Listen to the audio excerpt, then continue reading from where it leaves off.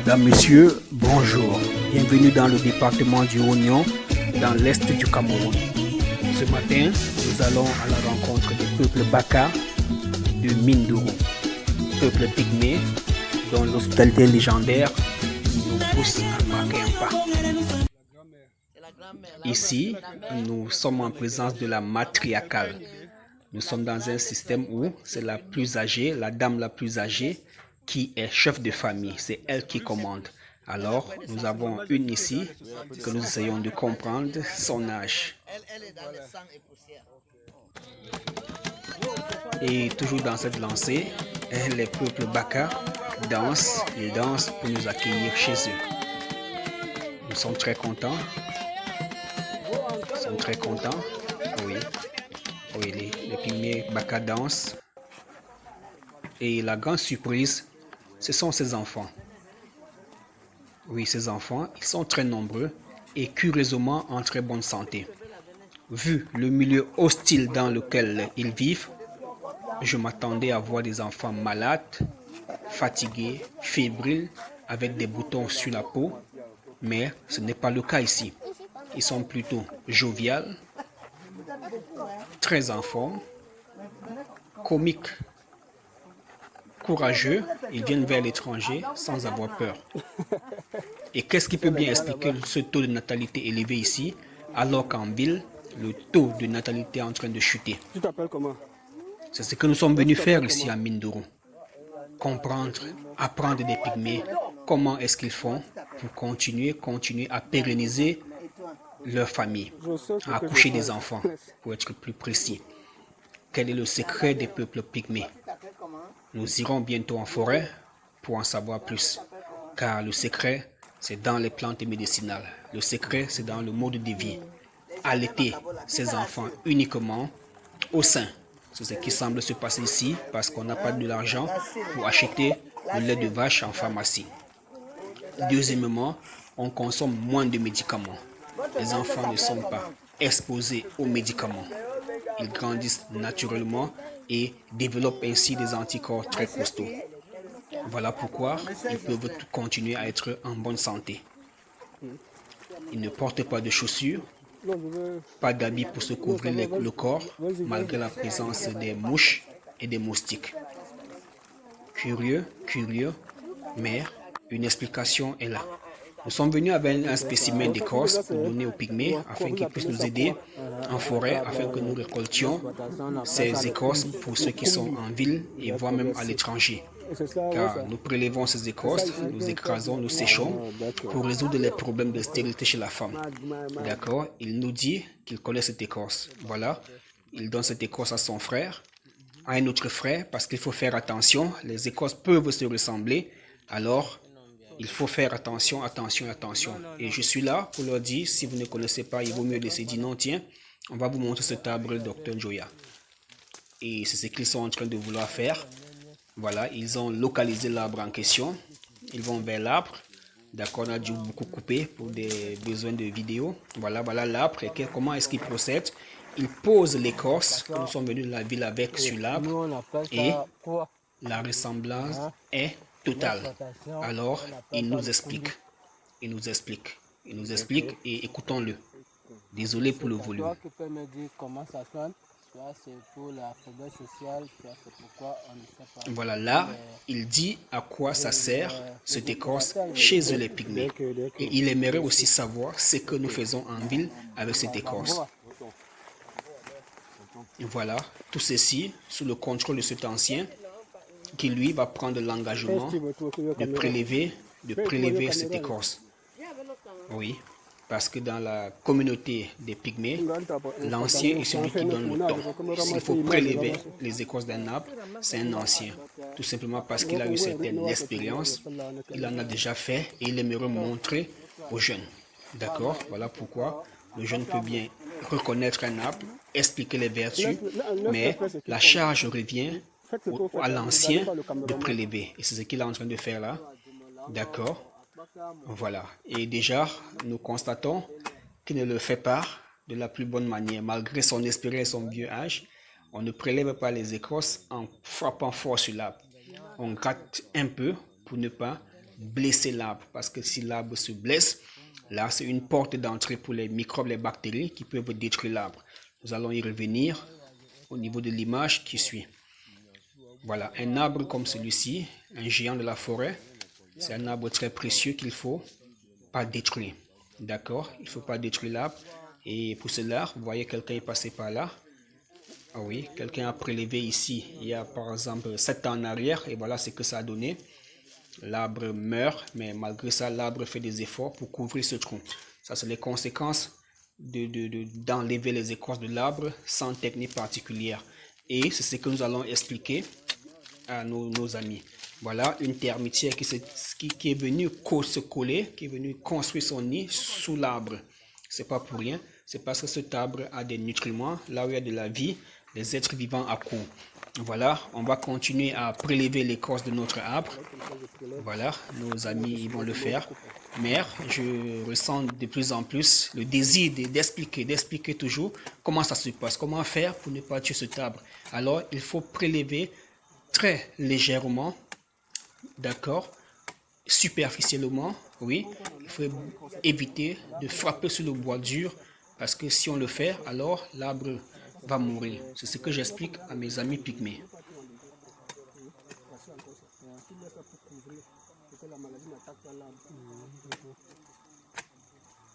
Voilà, sans complexe, il accepte les explications et nous pouvons continuer notre collaboration.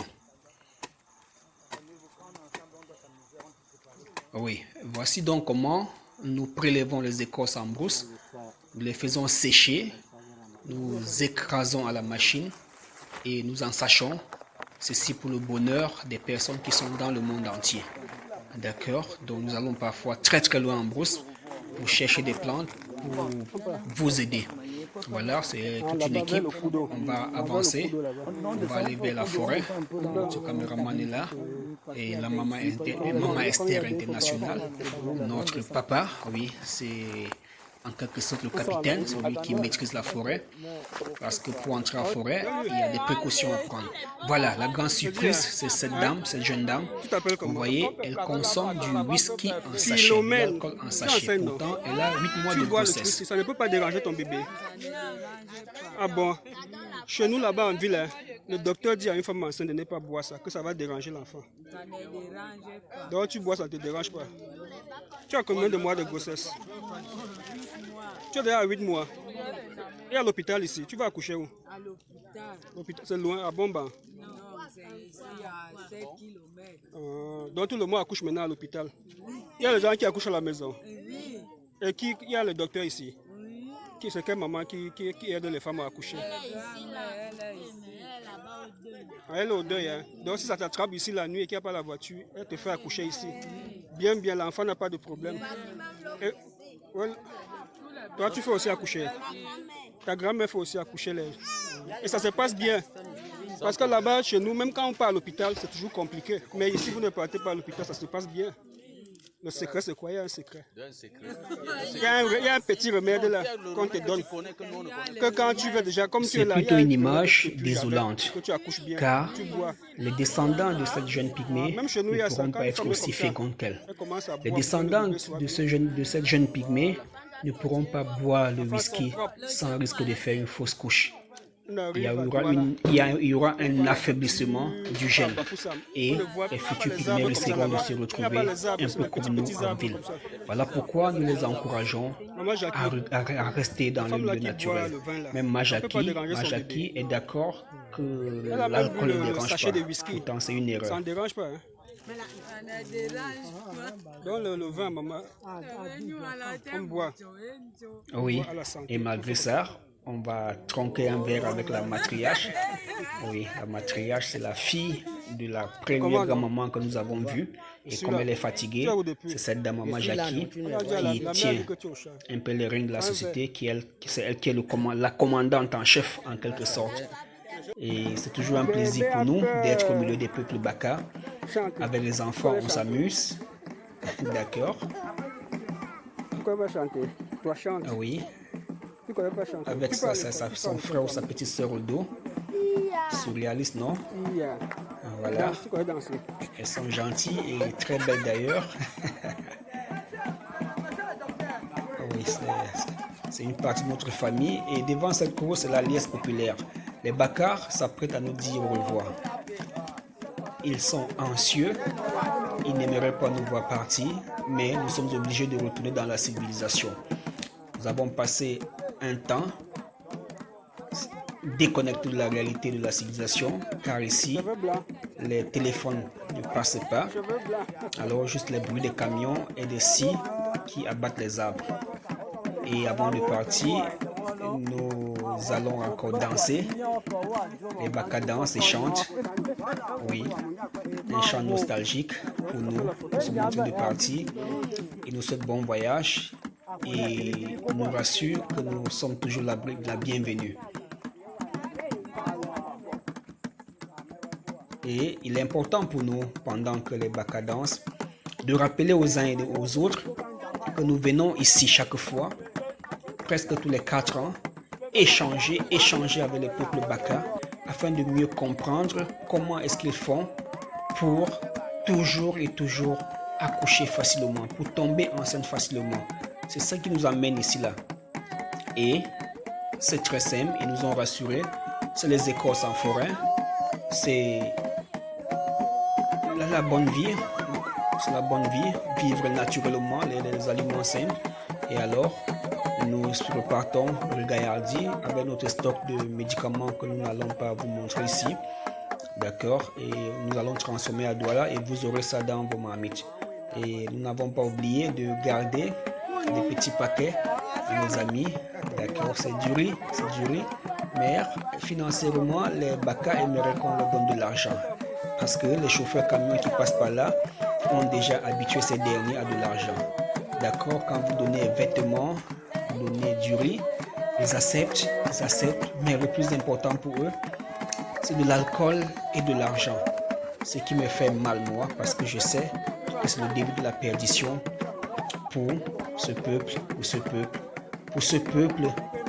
rare, ce peuple qui est pour nous un vrai laboratoire, un vrai incubateur pour comprendre et connaître le problème de stérilité. Merci encore de nous avoir écoutés.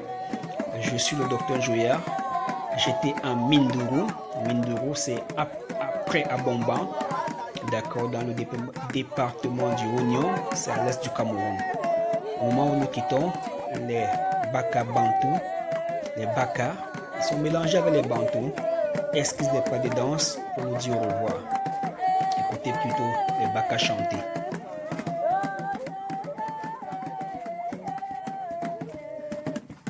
Ah oui, moi je suis aussi je suis de la partie. Je danse aussi. Ah oui, je danse. Et c'est beau d'être avec ce peuple qui ne sont pas complexés. Ils ne savent pas qu'ils n'ont pas des habits propres. Ils ne savent pas qu'ils n'ont pas de jolies chaussures. Ils sont comme ça. Ils ont un grand cœur. Ils portent leur bébé. Et vous voyez en image, ces tout petits bébés qui ne sont pas complexés. Ils peuvent danser avec nous. Vous voyez, celui-ci, il porte juste une culotte, pas de chaussures, pas de haut. Mais les moustiques ne vont pas le piquer. Voilà.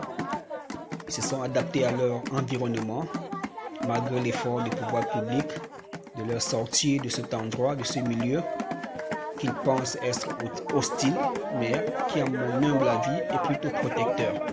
Oui, un pygmée dans la forêt ne porte pas de haut, ne porte pas de chaussures, mais il ne se fait pas piquer par les scorpions, il ne se fait pas piquer par un serpent, il ne se fait pas piquer par les moustiques, il est tranquille dans sa forêt. Mais une fois que nous allons construire les maisons, comme c'est le cas ici avec ces petites cases, alors ils vont souffrir de la malaria, les moustiques vont le piquer, alors ils vont avoir des problèmes avec les serpents. Oui, voilà. Et la surprise, c'est cette maison qui n'est pas une maison des enfants, c'est une hutte des pygmées. Alors, les enfants, les grandes personnes dorment là à l'intérieur. Nous avons surpris ces deux enfants cachés à l'intérieur en train de discuter. Merci et à bientôt. C'était le docteur